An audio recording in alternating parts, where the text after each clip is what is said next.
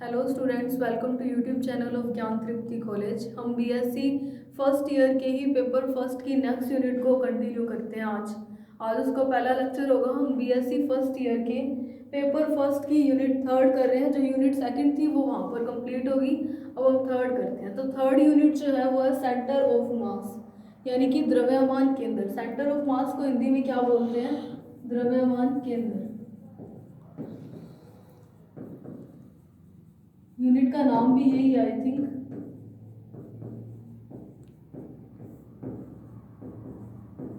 तो सबसे पहली बात कि सेंटर ऑफ मास होता क्या है। तो द्रव्यमान केंद्र क्या होता है? जैसे मान लो कोई एक सर्कल है, उसका ये जो सेंटर है वो सेंटर क्या है? अगर ये सर्कल की जगह मैं ऐसा कोई एक सिस्टम ले लूं तो उसका जो सेंटर होगा वो सेंटर ही क्या होता है? द्रव्यमान केंद्र। जहां पर भी मैं द्रव्यमान केंद्र यूज करूंगी मैं उसको CM से शो करूंगी या डिनोट करूंगी। CM यानी सेंटर ऑफ मास। तो मतलब सेंटर ऑफ मास क्या होता है? एक ऐसा इमेजिनरी पॉइंट होता है या वर्चुअल पॉइंट होता है। ये क्या है? एक काल्पनिक बिंदु होता है जो इस तरीके से बिहेव करता है कि पूरे के पूरे सिस्टम का मास इसी पॉइंट पे डिपेंड करे। सेंटर ऑफ मास क्या है? ये इसकी डेफिनेशन है। सेंटर ऑफ मास क्या है? एक ऐसा काल्पनिक बिंदु होता है, ये इमेजिनरी पॉइंट है। रियल में सेंटर ऑफ मास ऐसा कुछ भी नहीं है। ऐसा काल्पनिक बिंदु होता है जिसका जो इस तरीके से बिहेव करता है कि पूरे के पूरे सिस्टम का मास जो है वो इस सेंटर पर डिपेंड करे। इसीलिए इसको बोलते हैं centre of mass. Centre of mass यानी कि एक ऐसा पॉइंट है जो कि पूरे के पूरे सिस्टम के मास की तरह बिहेव कर रहा है। तो सेंटर ऑफ मास की डेफिनेशन क्या हुई? एक ऐसा इमेजिनरी पॉइंट जो इस तरीके से व्यवहार करे कि पूरे सिस्टम का द्रव्यमान द्रव्यमान जो है इसी काल्पनिक बिंदु पर निर्भर करे या केंद्रित हो, उसको क्या बोलते हैं? द्रव्यमान केंद्र, CM। इसकी डेफिनेशन इंपॉर्टेंट है, आपको ऐसे ही याद करनी पड़ेगी कि एक ऐसा काल्पनिक बिंदु जो इस तरीके से बिहेव करता है कि पूरे के पूरे निकाय का द्रव्यमान इसी काल्पनिक बिंदु पर निर्भर करे, तो उसको क्या बोलते हैं? द्रव्यमान केंद्र। द्रव्यमान केंद्र को मैं जहां भी शो करूंगी मैं CM सेंटर ऑफ मास से शो करूंगी। ठीक है। जैसे कि क्या है? जैसे कि किसी सर्कल का सेंटर ऑफ मास की तरह बिहेव करेगा। स्फीयर का सेंटर तो एक टाइप से जो केंद्र होता है, जो सेंटर है किसी चीज का, वो किस तरीके से बिहेव करेगा? सेंटर ऑफ मास से। तो अब हम क्या निकालते हैं? इस सेंटर ऑफ मास की डेफिनेशन आई होप क्लियर होगी। तो अभी हम क्या निकालते हैं? Position of centre of mass. अगर हम पोजीशन निकालें,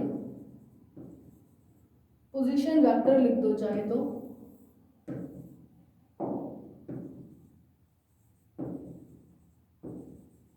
position vector of centre of mass को मैं CM से डिनोट कर देती हूँ। पोजीशन वेक्टर मतलब स्थिति सदिश। हम क्या करते हैं कि जो द्रव्यमान केंद्र था उसकी स्थिति सदिश निकालते हैं। तो इस स्थिति सदिश को निकालने के लिए मैं क्या करती हूँ? एक सिस्टम को अज्यूम कर लेती हूँ कि ये कोई एक सिस्टम है। इसको मैंने ऐसे ही शो किया, आप कैसे भी बना सकते हो सिस्टम को। ये है क्या? कोई सिस्टम है और ये कोई फ्रेम ऑफ रेफरेंस S है। इसका ओरिजिन मैंने ले लिया O। ठीक है। इस सिस्टम के अंदर मैंने मान लिया कि दो पार्टिकल पड़े हैं। एक तो मैंने मान लिया जिसका मास है M1, यहाँ पे मान रही हूँ मैं पार्टिकल, और दूसरा मैंने मान लिया जिसका मास क्या है? M2। मैंने क्या मान लिया कि एक सिस्टम है जो कि कैसा है, जिसमें सिर्फ और सिर्फ दो ही पार्टिकल हैं। दो पार्टिकल है तो एक का मास मैंने मान लिया M1 और दूसरे का मान लिया M2। इस O से मान लिया कि ये तो R1 डिस्टेंस पर है, यानी कि M1 पार्टिकल का, यानी कि जो पहला पार्टिकल है उसका पोजीशन वेक्टर है R2 और जो दूसरा है उसका मैंने मान लिया R2, पहले का R1। फिर देखो हमें क्या निकालना है? Centre of mass. तो मैंने मान लिया कि ये कोई ऐसा सेंटर ऑफ मास है जो इस सिस्टम के सेंटर की तरह बिहेव करेगा। तो इस सेंटर ऑफ मास के लिए मैंने मान लिया जो पोजीशन वेक्टर है वो मैंने मान लिया RCM। हम सेंटर ऑफ मास की बात कर रहे हैं, पोजीशन वेक्टर जो होता है वो हमारा R होता है, स्थिति सदिश। सेंटर ऑफ मास की बात कर रहे हैं तो मैंने CM क्या डिनोट कर रहा है? सेंटर ऑफ मास का। तो मैं पोजीशन वेक्टर निकाल रही हूँ किसी सेंटर ऑफ मास की, द्रव्यमान केंद्र का स्थिति सदिश निकाल रही हूँ। और द्रव्यमान केंद्र का स्थिति सदिश किससे डिनोट किया हमने? RCM से। मतलब उस RCM की वैल्यू निकालनी है। तो क्या हमने अज्यूम किया कि कोई एक सिस्टम है जो दो पार्टिकल से ही मिलकर बना है। अगर ये सिस्टम में सिर्फ और सिर्फ दो पार्टिकल हैं तो इस पूरे सिस्टम का मास भी इन दो पार्टिकल के मास के बराबर होगा, क्योंकि निकाय के अंदर क्या है, सिर्फ और सिर्फ दो ही कण है। इन दो कणों का जो द्रव्यमान है m1 और m2, तो इस पूरे सिस्टम का मास कैसा होगा, इन दोनों के मास के इक्वल होगा। और मैंने क्या बोला था कि सेंटर ऑफ मास क्या होता है, एक ऐसा इमेजिनरी पॉइंट होता है जो कि इस तरीके से बिहेव करता है कि पूरे सिस्टम का मास उस सेंटर ऑफ मास पर डिपेंड करे, यानी कि जो Cm है वो क्या इस m1 m2 पर डिपेंड करेगा। तो देखो हमें क्या निकालना है, पोजीशन वेक्टर निकालना है। सबसे पहली बात यानी कि जो Cm होगा उसके लिए हम मास तो ये यूज करेंगे m1 प्लस m2, और पोजीशन वेक्टर हमारे पास क्या है, RCM, सेंटर ऑफ मास के लिए। मैंने मास m1 प्लस m2 क्यों यूज किया, मैंने सिस्टम ही ऐसा लिया जिसमें दो पार्टिकल है, और सेंटर ऑफ मास की डेफिनेशन से पता चला कि वो इस तरीके से बिहेव करते हैं कि पूरे सिस्टम का मास इसी पर ही डिपेंड कर रहा हो या इसी पर ही केंद्रित हो। तो इसका जो मास होगा वो सिस्टम के मास के इक्विवेलेंट होगा। तो यानी कि अगर मैं अलग अलग देखूं, RCM का पोजीशन वेक्टर निकालूं, तो वो क्या हो जाएगा, इन दोनों पार्टिकल्स के पोजीशन वेक्टर पर डिपेंड कर रहा है। तो किस तरीके से होता है ये, m1 r1 plus m2 r2, vector लगा दो ओवर में। इस RCM का मास कैसा था, m1 प्लस m2, ऐसा ही था। जब भी हम कभी पोजीशन वेक्टर की बात करेंगे सेंटर ऑफ मास की, तो उसे हमेशा इस तरीके से डिनोट करेंगे। ऊपर वाला पार्ट टू पार्टिकल सिस्टम है, कण निकाय कैसा है जिसमें सिर्फ और सिर्फ दो कण है, तो मैंने पोजीशन वेक्टर और मास जो है वो दो कणों का लिया है। ओवर में RCM किसके इक्विवेलेंट होता है, पूरे के पूरे मास के, इसीलिए मैंने यहाँ पर किसके डिवाइड लगा दिया, m1 प्लस m2 का। अब देखो क्या है, m1 प्लस m2 को मैं क्या कर लेती हूँ, लेट कर लेती हूँ कि ये है टोटल m क्या शो कर रहा है, इस पूरे के पूरे सिस्टम के मास को मैंने ये सिर्फ लेट किया है। तो यहाँ पर RCM क्या हो जाएगा, m1 r1 vector plus m2 r2 vector over में कैपिटल M के, या फिर आप यहाँ पर ये भी बड़ा रहने दो चाहे, ये 1 है, m1 प्लस m2। तो ये क्या हुआ, पोजीशन वेक्टर है किसकी, सेंटर ऑफ मास की, जब सिस्टम कैसा हो जिसमें सिर्फ और सिर्फ दो पार्टिकल हो, यानी कि टू पार्टिकल सिस्टम के लिए RCM है। ठीक है, अब मैं क्या मान लेती हूँ, मुझे सेंटर ऑफ मास निकालना है, वो मैंने तब निकाला ये तो जब पार्टिकल दो थे। अब अगर पार्टिकल ही बहुत सारे हो, n नंबर के पार्टिकल हो, तो क्या होगा, तो देखो हम क्या कर लेते हैं, वैसे ही जैसे हमने सिस्टम अज्यूम किया था वैसे ही एक सिस्टम अज्यूम कर लिया। ठीक है, इस सिस्टम में मैंने मान लिया कि बहुत सारे पार्टिकल पड़े हैं, m1 m2 m3, ये मैं इसका सेंटर मान लेती हूँ Cm, यहाँ पर मैं मान लेती हूँ mn कोई पार्टिकल पड़ा है। ठीक है, इस साइड में मान लेती हूँ कोई mi पार्टिकल पड़ा है, मतलब मैंने क्या मान लिया, कोई n पार्टिकल सिस्टम मान लिया। n पार्टिकल सिस्टम क्या है, n कणों का कोई निकाय मैंने मान लिया, जिसमें क्या मैंने मान लिया, m1 m2 m3 and so on, n द्रव्यमान के क्या है, ये कण है, ये क्या है, कणों का द्रव्यमान है, यानी कि सिस्टम कैसा है जिसमें 1 2 3 and so on n particle है। हमने पहले जो RCM निकाला है वो क्या है, ये भी है, तो पोजीशन वेक्टर ही है। इस टॉपिक को भी अगर हम नाम दे सकते हैं position of centre of mass in multi particle system. Multi particle क्या शो कर रहा है, बहुकण निकाय। बहुकण क्या होता है, मतलब कि जिसमें बहुत सारे पार्टिकल्स हैं। ये मैंने ऐसा ही सिस्टम लिया जिसमें बहुत सारे पार्टिकल है, मतलब मल्टी पार्टिकल्स, इसके मल्टी मतलब n नंबर ऑफ, काफी नंबर में पार्टिकल्स पड़े हैं। तो ये क्या हो गया, ये ऐसा सिस्टम मैंने ले लिया जिसमें 1 2 3 एंड सो ऑन n तक पार्टिकल है, और हर एक कण का द्रव्यमान क्या है, m1 m2 m3 and so on mn, उनका क्या है, द्रव्यमान है। और मैं क्या मान लेती हूँ, उनका पोजीशन वेक्टर मान लेती हूँ। r1 ये i लिया है, ri इसको मैं R2, ये Cm था तो ये हो गया RCm, ये क्या है R3 और ये क्या है Rn। तो पोजीशन वेक्टर मैंने क्या ले लिए R1, R2, R3 and so on. Rn क्या मैंने ले लिया, पोजीशन वेक्टर ले लिया। और RCm क्या है, सेंटर ऑफ मास की पोजीशन वेक्टर है। RCm क्या है, position vector of centre of mass. तो हमने क्या किया है, एक मल्टी पार्टिकल सिस्टम लिया है, यानी कि जिसमें पार्टिकल्स की संख्या बहुत ज़्यादा है। पहले वाले में हमने 2 लिया था, तब हमने सेंटर ऑफ मास निकाला तो वो क्या था, दोनों के 2 ही पार्टिकल्स थे, इसीलिए मैंने 2 बार करा। m1r1 प्लस m2r2 ओवर में 2 पार्टिकल्स का ही मास। वैसे ही अगर मैं अब n पार्टिकल ले लूँ तो मेरे लिए RCM क्या हो जाएगा, इस वाले पार्टिकल के लिए RCM वेक्टर क्या हो जाएगा, m1r1 vector plus m2r2 vector plus so on mnrn vector. Over में क्या था, उसमें 2 पार्टिकल थे, सिस्टम के मास का डिवाइड लगा रहे थे, तो यहाँ पर पार्टिकल्स ही n तक है तो प्लस mn हो जाएगा। यानी कि मैं RCM को क्या लिख सकती हूँ, समीशन लगा सकती हूँ, I is equals to 1 to n तक ले लिया तो क्या हुआ mi ri। ओवर में ये जो है ये आप अपने तरीके से भी बना सकते हो, आप चाहो तो इसमें कम पार्टिकल्स शो कर सकते हो, चाहो तो ज़्यादा भी कर सकते हो। ओवर में क्या था, इन सारे पार्टिकल्स के मास के इक्वल था। मैं क्या एज्यूम कर लेती हूँ कि पूरे के पूरे सिस्टम का मास m है, ये मैंने एज्यूम किया।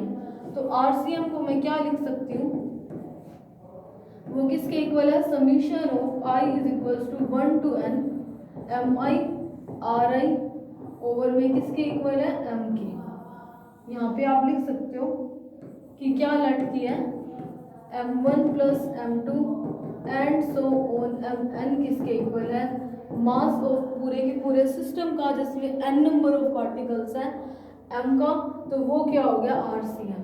तो ये होता है सेंटर ऑफ मास का पोजीशन वेक्टर। हमने क्या निकाला है, पोजीशन वेक्टर निकाला सेंटर ऑफ मास का फॉर 2 पार्टिकल सिस्टम और n पार्टिकल सिस्टम के लिए। अब हम क्या निकालते हैं, पोजीशन के बाद हम पोजीशन का डिफरेंशिएशन करके टाइम के रिस्पेक्ट हम क्या निकाल सकते हैं, वेलोसिटी। तो वेलोसिटी वेक्टर निकालते हैं, velocity of centre of mass. अब देखो हमने अभी अभी निकाला है RCM, जहाँ पर RCM था ना, इसको दे दो इक्वेशन नंबर, चाहे आप यही दे दो 1। ये जो इक्वेशन है ना, यहाँ पर आप यहाँ पे ये m1 plus m2 and so on mn। ठीक है, मैंने सिर्फ m की वैल्यू बाद में पुट की है, इतना ही काम किया होगा अभी तक। तो देखो RCM मेरे को क्या पता है, बाय इक्वेशन 1 वेक्टर आप लगा लेना। बाय इक्वेशन 1 से RCM क्या है,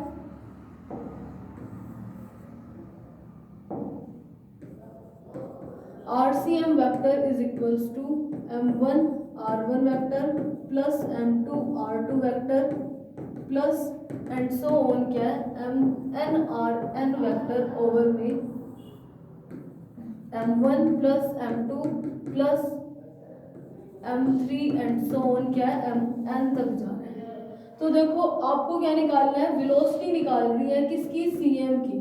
तो वेलोसिटी को मैं v से डिनोट कर रही हूँ, सेंटर ऑफ मास की निकालनी है तो उसको क्या लिख दिया, VCM।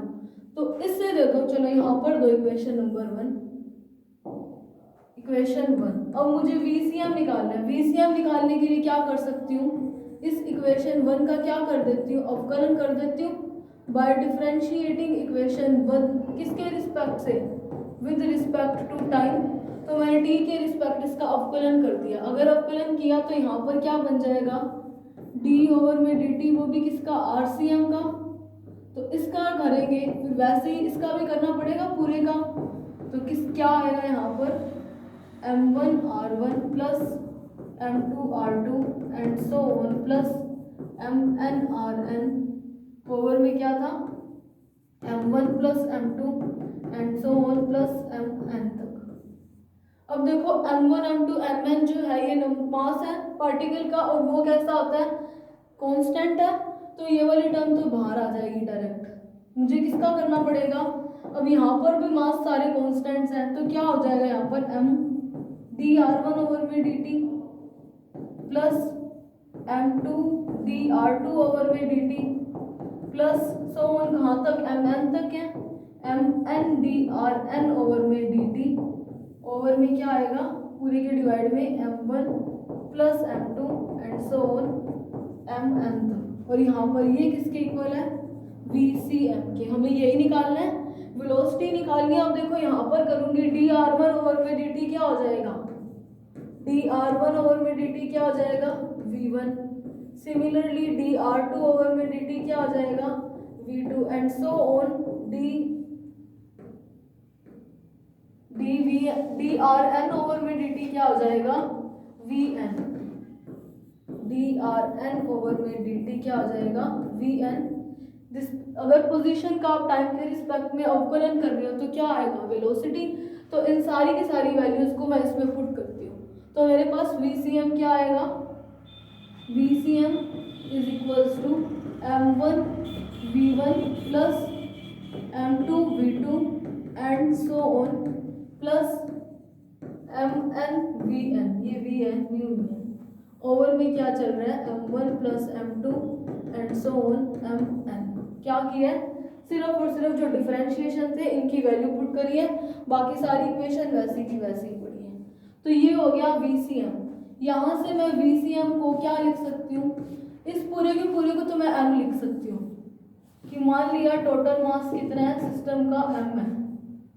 अगर टोटल मास m है तो यहाँ पर तो डिवाइड में मैं m लगा रही हूँ। ऊपर वाले को मैं क्या लिख सकती हूँ, summation of i is equals to 1 to n mi vi। ये तो आपको पता ही होगा कि समीशन किसको शो करता है, सम को। और अगर मैं यहाँ पर पाई लगाऊं, मैं यूं शो कर दूं कि pi i is equals to n, तो वो क्या शो करता है, इन सब का मल्टीप्लाई। हम मल्टीप्लाई नहीं कर रहे हैं, डॉट नहीं कर रहे हैं, तो वहां पर मैंने समीशन लगा दिया, ठीक है। ये पाई की अभी तो कोई जरूरत नहीं है। तो देखो VCM को मैं क्या लिख सकती हूँ, summation of i is equals to 1 to n m into V, mass into velocity क्या होता है, मोमेंटम होता है, संवेग होता है। यहाँ पे लिख देना, चूंकि m इंटू वी क्या होता है p, p क्या है यहाँ पर मोमेंटम।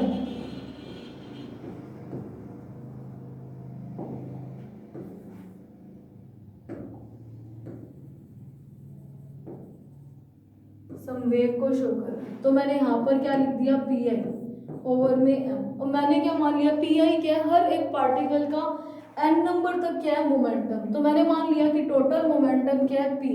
क्या अलर्ट किया है कि summation of i is equals to 1 to n pi क्या है, p है। मैंने टोटल को p से डिनोट करा है, तो वो क्या हो जाएगा p ओवर में m। तो इससे क्या पता चलता है कि इफ p क्या है, कांस्टेंट है, हर एक पार्टिकल का मोमेंटम जो है वो एक कांस्टेंट है। मोमेंटम क्या होता है, मास इनटू वेलोसिटी। मोमेंटम के कांस्टेंट होने का मतलब क्या है, हर एक पार्टिकल की वेलोसिटी कांस्टेंट है। तो CM भी कैसी आ जाएगी, सेंटर ऑफ मास भी कैसा आ जाएगा, कांस्टेंट, नियत हो जाएगा। क्योंकि मास क्या है, इस ऑब्जेक्ट का पूरे के पूरे सिस्टम का मास है, मास तो ऑलरेडी कांस्टेंट है। और अगर मैंने ले लिया कि हर एक पार्टिकल का मोमेंटम कांस्टेंट है या पूरे सिस्टम का मोमेंटम कांस्टेंट है, तो यहाँ से क्या आ जाएगा, VCM आ जाएगा कांस्टेंट। तो ये तो हो गया VCM। हमने क्या निकाला, अभी पोजीशन निकाल ली सेंटर ऑफ मास की, सेंटर ऑफ मास की वेलोसिटी निकाली। सेंटर ऑफ मास का वेलोसिटी क्या था, सिर्फ RCM का डिफरेंशिएशन करना है। अब हम क्या करते हैं, सेंटर ऑफ मास का एक्सीलरेशन निकालते हैं, त्वरण निकालते हैं। एक्सीलरेशन ऑफ CM, इसको किससे डिनोट करेंगे, त्वरण को किससे शो करते हैं, A से। CM का निकालना है तो A के पैरों में क्या आ जाएगा, CM, तो ACM निकालते हैं। अब वी नो दैट VCM क्या था हमारे पास, m1।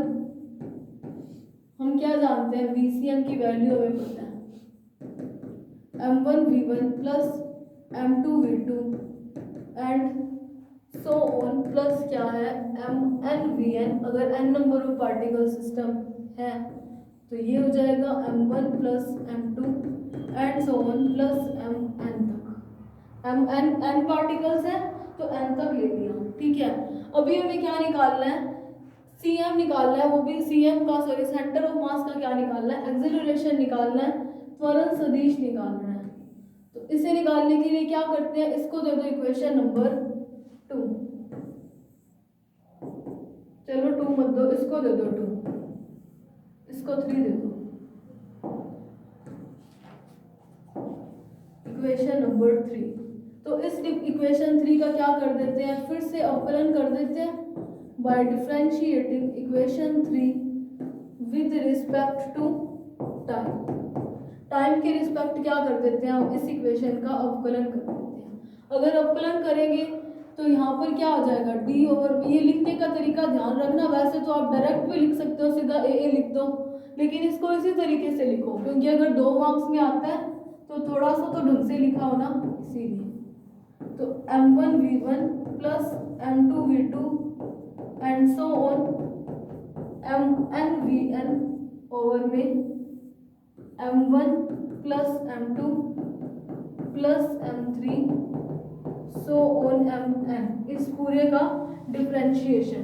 तो जैसे RCM में लिखा था वैसे इसको डिनोट करते हैं। तो ये वेलोसिटी का डिफरेंशिएशन क्या आ जाएगा, एक्सीलरेशन होगा, त्वरण होगा, तो मैंने यहाँ पर क्या लिख दिया, ACM।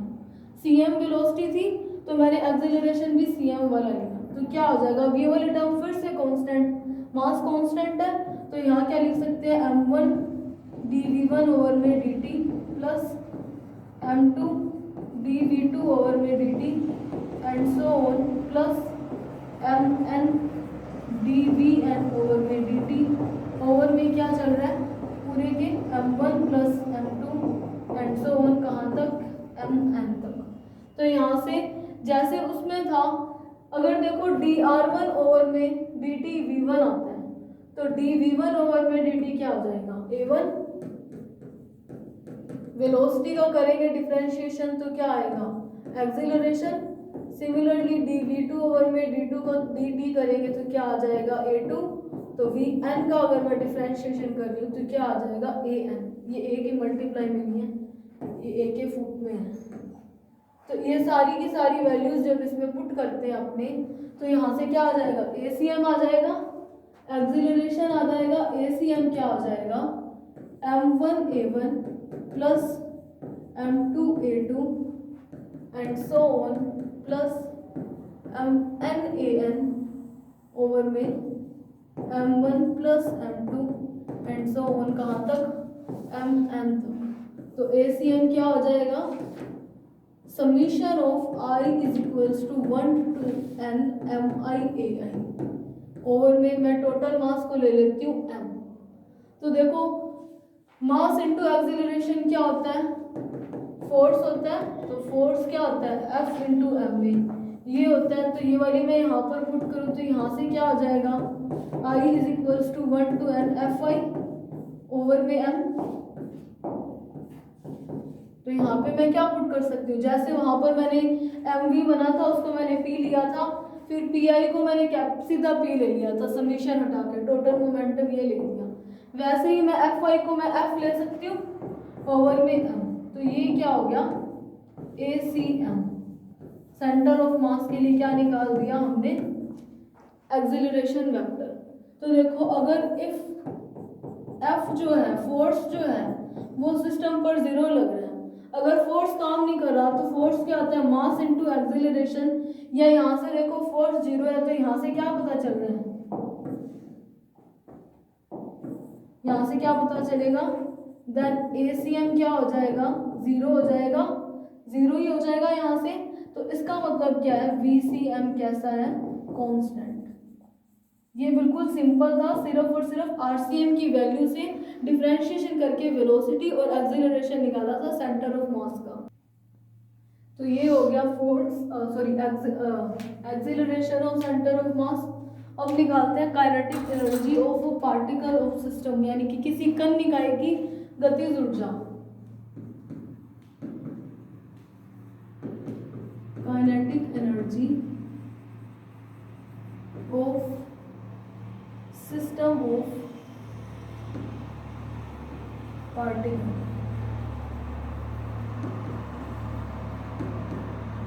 इसको हिंदी में क्या बोलते हैं, कण निकाय की गतिज ऊर्जा।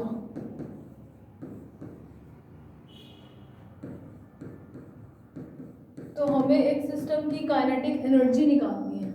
तो देखो काइनेटिक एनर्जी क्या होती है, आपको पता है हाफ एम वी स्क्वायर। ई के क्या होती है, हाफ एम वी स्क्वायर। हम क्लासिकल के अकॉर्डिंग चल रहे हैं। तो देखो क्या हुआ, हमने क्या मान लिया कि कोई सिस्टम ले लिया, ये ऐसा कोई सिस्टम ले लिया, इसके अंदर क्या है n नंबर ऑफ पार्टिकल्स हैं, लेकिन मैं सिर्फ और सिर्फ एक ith पार्टिकल को शो करूंगी और एक सेंटर ऑफ मास को, ठीक है। और उसी से मैं iवे पार्टिकल की निकाल करके उसका समीशन लेके टोटल एनर्जी निकाल सकती हूँ। तो मैं शो सिर्फ ith पार्टिकल को करूँगी। हमने क्या एज्यूम किया है कि कोई एक सिस्टम है जिसमें बहुत सारे पार्टिकल्स पड़े हैं, और मान लिया को कोई एक पार्टिकल है ith पार्टिकल, जिसके लिए पोजीशन वेक्टर क्या है, मान लिया r i है, ठीक है। ये क्या है, पोजीशन वेक्टर है इसका r i। और मैंने मान लिया कि यहाँ पे कोई इसका सेंटर ऑफ मास पड़ा है, इसके लिए पोजीशन वेक्टर क्या हो जाएगा, r c m। तो यहाँ से ये मैंने मान लिया, ये जो डिस्टेंस है ये मान ली r i डैश। सिर्फ और सिर्फ दोनों को डिफ्रेंशिएट करने के लिए मैंने माना है। ये क्या है कि कोई एक सिस्टम है जिसमें बहुत सारे पार्टिकल्स पड़े हैं, उसमें कोई ith particle r i distance पर पड़ा है, जिसके लिए पोजीशन वेक्टर क्या है r i, और सेंटर ऑफ मास के लिए पोजीशन वेक्टर मैंने क्या ले लिया r c m। और मैंने मान लिया कि r i और r c m जो है उनके बीच की जो डिस्टेंस है वो क्या r i डैश। एक चीज ध्यान रखना, मैंने सेंटर ऑफ मास की डेफिनेशन आपको बताई थी, वो क्या होती है कि एक ऐसा इमेजिनरी पॉइंट है जो इस प्रकार से बिहेव करता है कि पूरे के पूरे सिस्टम का मास इस सेंटर ऑफ मास पर डिपेंड करता है। ये डायग्राम में सेंटर ऑफ मास थोड़ा सा सेंटर में होना चाहिए, वैसा मेरे से बना नहीं है, पर इतनी कोई प्रॉब्लम नहीं होगी। तो देखो ये तो डायग्राम में शो किया है, थोड़ा सा छोटा रह गया, ठीक है।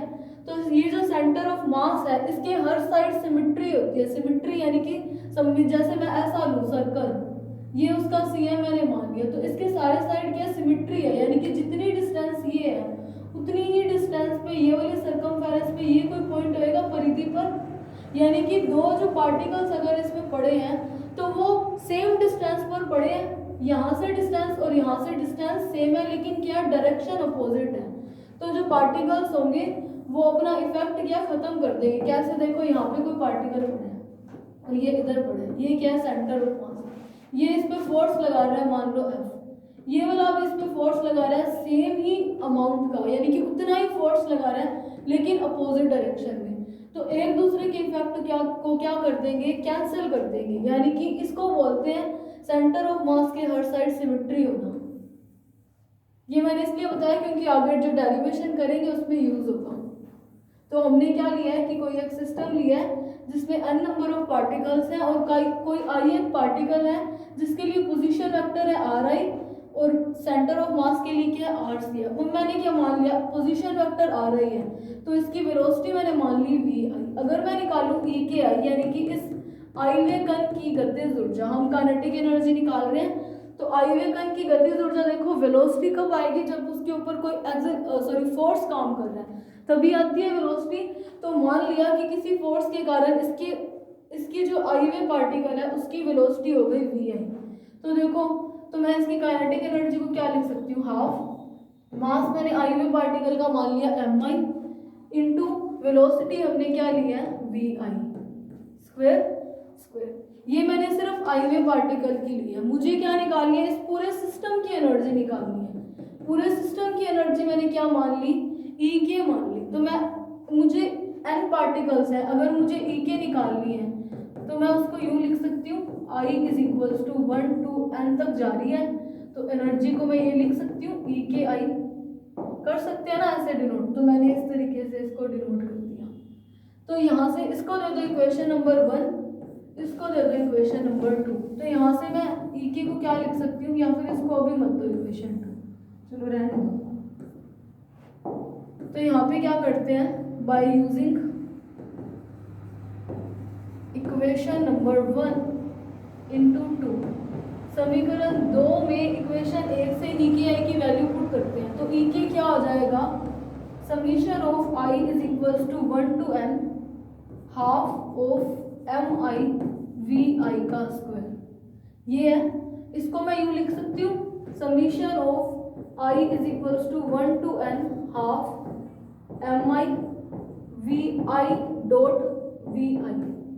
मैंने क्या किया, V I dot V I किया। देखो डॉट प्रोडक्ट में क्या होता है, V I dot V I क्या होता है, वी आई का स्क्वायर इंटू कोस थीटा।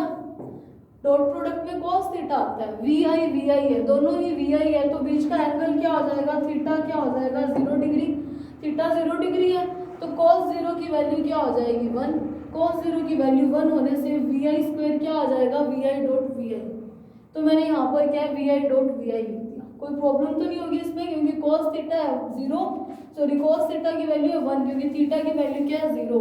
तो ये डॉट प्रोडक्ट लिख सकती हूँ, तो मैंने डायरेक्ट डॉट प्रोडक्ट लिख दिया। इसको ले लो इक्वेशन नंबर 3। अब देखो क्या है, इस डायग्राम से मुझे क्या पता चल रहा है, आर आई क्या है। अगर मैं यहाँ पर वेक्टर सम लगाऊं तो आर आई वेक्टर किसके इक्वल आएगा, R I dash vector plus R C M vector के इक्वल है। देखो वेक्टर सम लगा रही हूँ, आर आई डैश किसके इक्वल होगा, R C M plus R I dash के। यहाँ से ये पता चल रहा है क्या, कहाँ से पता चल रहा है, इस फिगर से पता चल रहा है। यहाँ लिख देना from figure, from figure. Figure से क्या पता चल रहा है आपको कि आर आई जो है वो इस तरीके से है, आर आई डैश के। तो यहाँ से देखो वी आई क्या हो जाएगा, अगर मैं इस इक्वेशन का डिफरेंशिएशन करूँ, क्योंकि मुझे वी आई चाहिए, तो वी आई क्या हो जाएगा, V I dash plus V C M. मैंने डायरेक्ट डिफरेंशिएशन लिख दिया। तो इस वाली इक्वेशन से ये वाली वैल्यू इसमें पुट कर देती हूँ। इनको भी इक्वेशन नंबर दे देना 3, 4 फिर डिफरेंशिएशन करके लिखना, ठीक है। तो ई के क्या हो जाएगा, summation of I is equals to 1 to n half में बाहर ले रही हूँ एम आई, वी आई की वैल्यू मेरे पास क्या है, V I dash plus V C M. तो क्या आएगा यहाँ पर, V I dash plus V C M dot V I dash plus V C M. इनका डॉट प्रोडक्ट करते हैं, तो half summation of I is equals to 1 to n M I. Dot product किया तो क्या आ जाएगा, V I dash square plus 2 V I V C M plus V C M का स्क्वायर, यही बनेगा।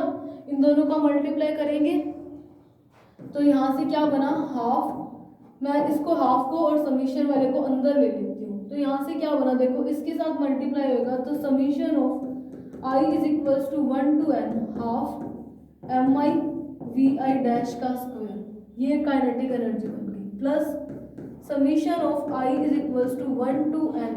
2 से ये हाफ का 2 कैंसिल हो गया, तो यहाँ क्या बचा, M I V C M plus summation of I is equals to 1 to n half, ये सॉरी यहाँ पर डैश है, वी आई डैश है तो V I dash half M I V C M का स्क्वायर। अब देखो summation of M I I is equals to 1 to n क्या होता है, capital M.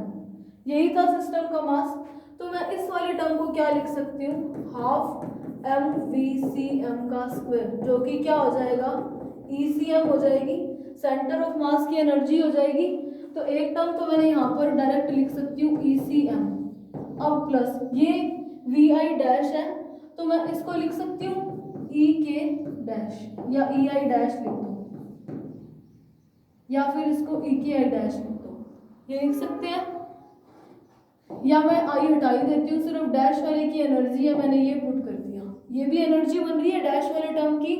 I is equals to 1 to n था, इसको मैं लिख सकती हूँ summation of I is equals to 1 to n E के आई डैश।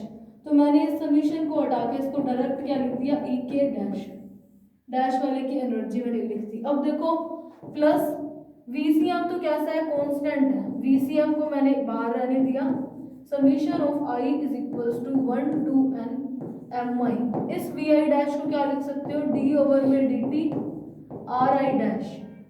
इस वाली टर्म को मैं एक और चीज लिख सकती हूँ, वो क्या लिख सकती हूँ, देखो ई सी एम प्लस ई के dash plus V C M D over में डी टी में बाहर लिख के लिख सकती हूँ, summation of I is equals to 1 to n mi ri dash. अब देखो मैंने बताया था सेंटर ऑफ मास के हर साइड क्या होती है, सिमेट्री होती है, यानी कि एक पार्टिकल अगर कुछ डिस्टेंस पे मान लो आर आई डैश डिस्टेंस पे पॉजिटिव डायरेक्शन में पड़ा है, तो दूसरा पार्टिकल क्या है इसी आर आई डिस्टेंस पे इसके अपोजिट डायरेक्शन में पड़ा है, तो एक दूसरे के इफेक्ट को क्या कर देंगे, कैंसिल कर देंगे। या सिंपल लैंग्वेज में क्या बोल सकते हैं, इसके चारों ओर सेंटर ऑफ मास के चारों ओर क्या होती है, सिमेट्री होती है। तो सिमेट्री होने पर summation of I is equals to 1 to n mi ri dash की वैल्यू क्या होती है, 0 होती है। एक दूसरे के इफेक्ट को कैंसिल होगा तो ये वाली पूरी की पूरी टर्म क्या हो जाएगी, 0। तो यहाँ से एनर्जी क्या आई, ई के क्या आई, ई के डैश प्लस ई सी एम, ये क्या हुई, किसी सिस्टम की एनर्जी निकल गई जो कि क्या होती है, ई के डैश प्लस ई सी एम। क्या किया है, सिर्फ और सिर्फ हमने यहाँ पर वी आई की इस जियोमेट्री से वैल्यू निकाली थी जो कि साफ दिखाई दे रही है। आर आई डैश किसके इक्वल है, R C M plus R I किसके इक्वल है, R C M plus R I dash के। वहाँ से मैंने वी आई की वैल्यू निकाल करके मल्टीप्लाई करा है, ये मल्टीप्लाई किया, फिर देखो ये वाली जो है ये बन जाएगी ई के डैश, ये बन जाएगी V I dash, sorry E C M बन जाएगी। तो ये वाली टर्म को मैं इस वाली चीज़ को ध्यान रखना है कि इसको इस तरीके से लिख करके फिर डी बाई डी टी बाहर लेना है, फिर सिमेट्री होने के कारण ये वाली टर्म कैसी हो जाती है, 0। तो टोटल एनर्जी क्या मिल जाती है, ये टर्म 0 होने से टोटल एनर्जी क्या हो जाएगी, ई के प्लस ई के इक्वल्स टू ई के डैश प्लस ई सी एम। तो आज हमने सेंटर ऑफ मास की डेफिनेशन, उसके पोजीशन, वेलोसिटी और एक्सीलरेशन वेक्टर के साथ साथ एनर्जी निकाली है किसी सिस्टम की जिसमें बहुत सारे पार्टिकल्स हैं। तो बाकी के जो टॉपिक्स हैं इसको हम नेक्स्ट लेक्चर में कंटिन्यू करेंगे। So thank you for watching this lecture.